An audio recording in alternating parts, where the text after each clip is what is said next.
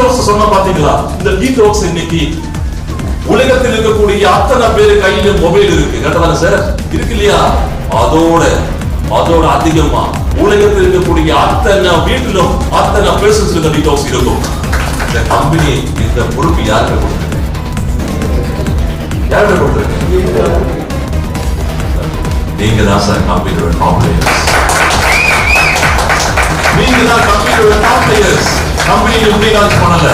இந்த ப்ரீ-லான்ச் பண்றதுக்கு முன்னாடி இத்தனை லட்சக்கணக்கான ஆளுகள் இந்த அவாஸோட ப்ராடக்ட் நல்லா இருக்குன்னு சொல்லி சவால் விட்டு பேசுறாங்க பாத்தீங்களா?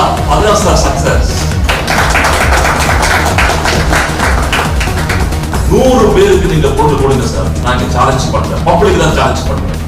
100 பேருக்கு நீங்க பொருள் கொடுங்க, 100 பேருக்கும் அந்த ரிசல்ட் இருக்கும்.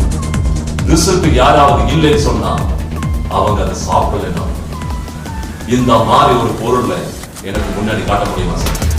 காட்ட முடியுமா? காட்ட முடியாது.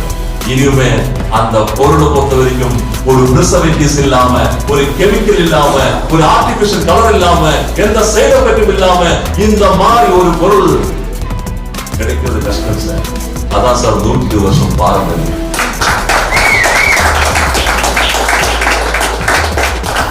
அந்த பாரம்பரியத்தை கையில் கொடுத்து இங்க இருக்கக்கூடிய அத்தனை பேரும் எல்லாருக்கும் இந்த அவாஸ் மொபைல் கிடைக்காது.